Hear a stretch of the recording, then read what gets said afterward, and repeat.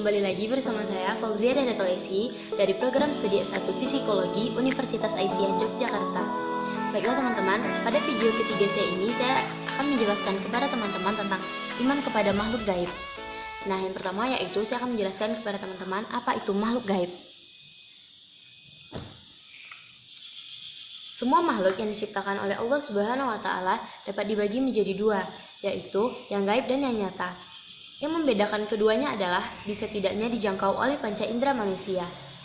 Yang dimaksud gaib dalam pembahasan kali ini adalah yang mutlak, segala sesuatu yang tidak dapat dijangkau oleh siapapun dan kapanpun. Untuk mengetahui dan mengimani wujud makhluk gaib menempuh dua cara, yaitu melalui berita atau informasi yang diberikan oleh sumber tertentu. Yang kedua yaitu melalui bukti nyata bahwa makhluk tersebut ada. Misalnya malaikat. Kita mengetahui berdasarkan berita dari Rasulullah SAW. Dan kedua, bukti nyata adanya malaikat seperti adanya malaikat maut yang ditugaskan Allah untuk mencabut nyawa manusia. Selanjutnya yaitu pengertian iman kepada malaikat. Iman kepada malaikat adalah bagian dari rukun iman. Iman kepada malaikat maksudnya adalah meyakini adanya malaikat, walaupun kita tidak dapat melihat mereka, dan bahwa mereka adalah salah satu makhluk ciptaan Allah. Allah menciptakan mereka dari cahaya. Mereka menyembah Allah dan selalu taat kepadanya. Mereka tidak pernah berbuat dosa.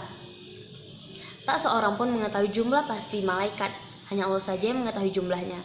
Walaupun manusia tidak dapat melihat malaikat, tetapi jika Allah berkehendak, maka malaikat dapat dilihat oleh manusia, yang biasanya terjadi pada para nabi dan rasul. Malaikat selalu menampakkan diri dalam wujud laki-laki kepada para nabi dan rasul. Nah, yang kedua yaitu, siapakah malaikat itu? Malaikat adalah makhluk gaib yang diciptakan Allah dari cahaya dengan wujud dan sifat-sifat tertentu. Malaikat itu diciptakan dari cahaya, jin diciptakan dari nyala api, dan Adam diciptakan dari apa yang telah diterangkan kepada kita semua, yaitu dari tanah. Hadis riwayat Muslim, wujud tidak dapat dijangkau oleh panca indera, kecuali menampilkan diri dalam rupa tertentu, seperti manusia, dan ceritakanlah kisah Maryam di dalam Al-Quran, yaitu ketika ia menjauhkan diri dari keluarganya ke suatu tempat di sebelah timur, maka ia mengadakan takbir atau yang melindunginya dari mereka. Lalu kami mengutus roh kami kepadanya, maka ia menjelma di hadapannya dalam bentuk manusia yang sempurna. Malaikat tidak dilengkapi dengan hawa nafsu, tidak memiliki keinginan seperti manusia, tidak berjenis kelamin, dan tidak berkeluarga. Hidup dalam alam yang berbeda dengan manusia. Malaikat adalah hamba Allah yang mulia. Malaikat selalu memperhambakan diri kepada Allah dan patuh atas segala perintahnya, serta tidak pernah berbuat maksiat dan durhaka kepada Allah Subhanahu wa taala. Selanjutnya yang ketiga yaitu nama dan tugas malaikat. Sebenarnya jumlah malaikat sangat banyak, namun yang mengetahui pastinya hanyalah Allah Subhanahu wa taala. Adapun yang wajib kita yakini hanya 10 dengan tugasnya masing-masing. Berikut nama-nama malaikat tersebut dan tugasnya masing-masing. Yang pertama yaitu malaikat Jibril. Tugas malaikat Jibril ini menyampaikan wahyu dan meniupkan roh pada janin. Nah, teman-teman pasti sering mendengar tentang malaikat Jibril, bukan? Malaikat ini mempunyai tugas utama untuk menyampaikan wahyu dari Allah Subhanahu wa taala kepada para rasul. Selain itu, malaikat ini juga memiliki tugas lainnya berupa meniupkan roh pada setiap janin yang masih ada di dalam kandungan. Sekarang ini, nabi dan rasul sudah tidak ada. Sebab Nabi Muhammad SAW telah menjadi nabi dan rasul terakhir. Beliau pun sudah tiada sejak berabad-abad tahun yang lalu. Lalu, apa tugas malaikat Jibril jika sudah tidak ada nabi dan rasul? Beberapa sumber pun mengatakan bahwa malaikat Jibril bertugas untuk membagikan ilmu, karena wahyu juga merupakan bagian dari ilmu. Nah, yang kedua yaitu malaikat Mikail. Tugas dari malaikat Mikail yaitu memberikan rezeki kepada makhluk di dunia. Malaikat selanjutnya adalah malaikat Mikail. Tugas utama dari malaikat Mikail adalah memberikan rezeki kepada seluruh makhluk hidup yang ada di bumi. Jadi, rezeki tersebut tak hanya untuk manusia saja, karena bentuk rezeki dari Allah itu bermacam-macam.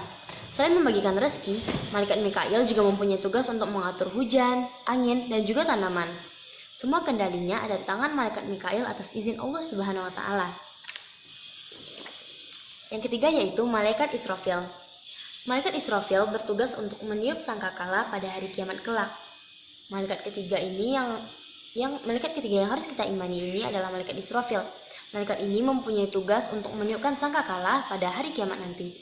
Sangkakala sendiri adalah sejenis trompet, di mana saat Allah menyuruh malaikat Israfil untuk meniup sangkakalanya ketika hari kiamat tiba, maka seluruh makhluk hidup bernyawa di dunia akan mati. Kemudian Allah akan menghidupkan malaikat Israfil kembali dan menyuruhnya untuk meniup trompetnya lagi. Tiupan kedua ini berisi semua roh makhluk hidup yang nyawanya sudah tercabut. Ketika trompet ditiup, roh akan kembali ke jasad masing-masing dan hidup kembali. Pada saat inilah yang dinamakan dengan hari kebangkitan. Nah, yang selanjutnya yang keempat yaitu malaikat Israel. Tugas dari malaikat Israel ini adalah mencabut nyawa semua makhluk hidup. Kemudian, ada malaikat yang juga populer di kalangan manusia yaitu malaikat Israel. Malaikat ini populer karena mempunyai tugas utama untuk mencabut nyawa seluruh makhluk hidup yang ada di dunia. Tak ada satu makhluk pun yang akan terlewat dari takdirnya jika memang sudah waktunya mati. Maka, malaikat Israel akan mendatangi makhluk tersebut dan mencabut nyawanya. Nah, yang kelima yaitu malaikat mungkar. Tugas dari malaikat mungkar ini adalah menanyai orang di dalam kubur. Selanjutnya adalah malaikat mungkar. Jangan pernah berpikir bahwa kehidupanmu akan berakhir begitu saja setelah meninggal dan dikubur. Kamu masih harus menghadapi malaikat mungkar yang akan menanyai perihal keimananmu.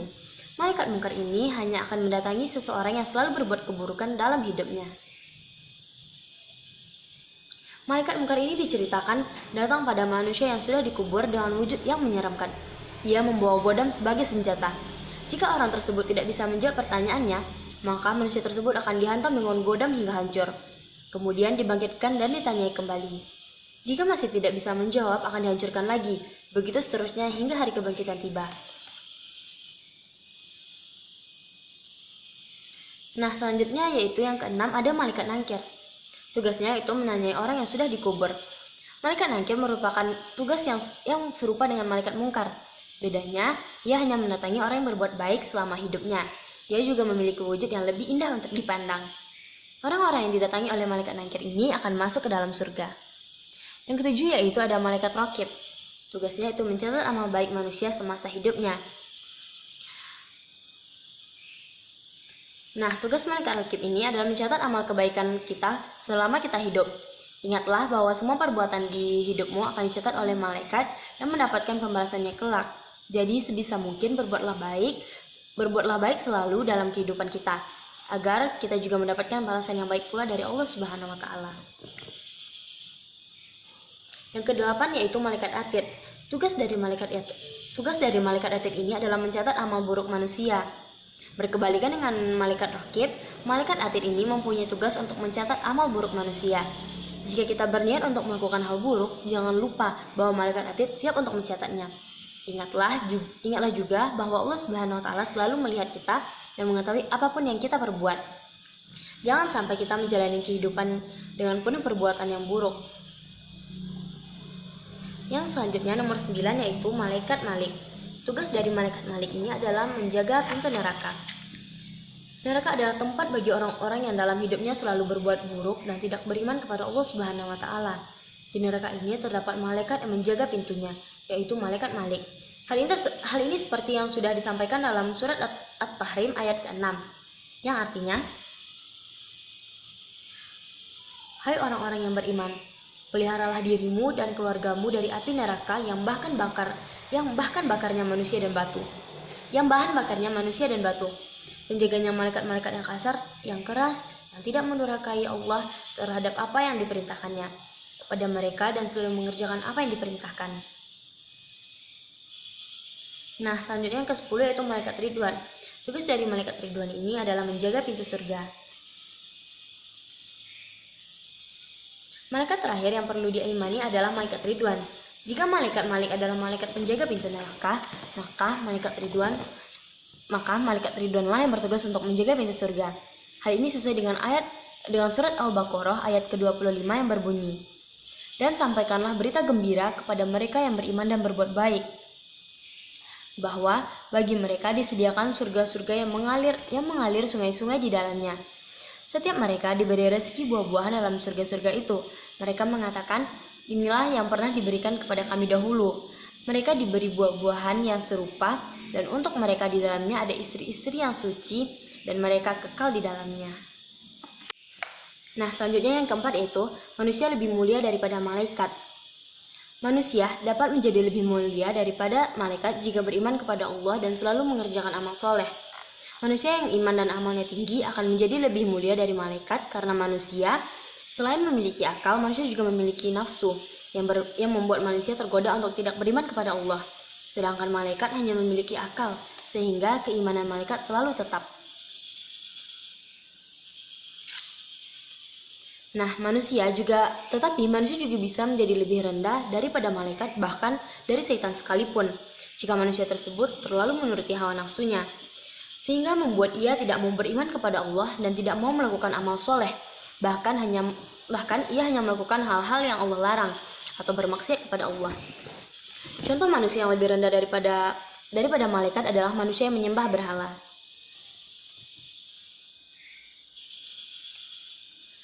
Nah, contoh yang pertama adalah Allah Subhanahu wa Ta'ala memerintahkan kepada malaikat untuk sujud kepada Adam. Terdapat dalam Quran surat Al-Baqarah surat kedua ayat ke-34. Yang kedua yaitu malaikat tidak bisa menjawab pertanyaan Allah tentang Al-Asma, sedangkan Adam mampu karena memang diberi ilmu oleh Allah Subhanahu wa Ta'ala. Quran surat Al-Baqarah surat kedua ayat ke-31 sampai 33. Yang ketiga yaitu kepatuhan malaikat kepada Allah Subhanahu wa Ta'ala karena sudah tabiatnya. Sebab malaikat tidak memiliki nafsu, sedangkan kepatuhan manusia kepada Allah Subhanahu wa Ta'ala melalui perjuangan yang berat melawan hawa nafsu. Yang keempat yaitu manusia diberi tugas oleh Allah Subhanahu wa Ta'ala menjadi khalifah di permukaan bumi. Nah, yang kelima ada hikmah beriman kepada malaikat. Hikmahnya yaitu yang pertama, lebih mengenal kebesaran Allah yang menciptakan dan menugaskan malaikat. Yang kedua, lebih bersyukur kepada Allah atas perhatian dan perlindungannya terhadap hambanya dengan menugaskan para malaikat untuk menjaga, membantu, dan mendoakan hambanya. Yang ketiga yaitu berusaha berhubungan dengan malaikat dengan cara mensucikan jiwa, membersihkan hati, dan meningkatkan ibadah kepada Allah, sehingga seseorang akan merasa beruntung dan termasuk golongan yang didoakan malaikat, sebab doa malaikat tidak pernah ditolak. Yang keempat yaitu berusaha selalu berbuat kebaikan dan menjauhi kemaksiatan, sebab ada malaikat yang selalu mengawasi.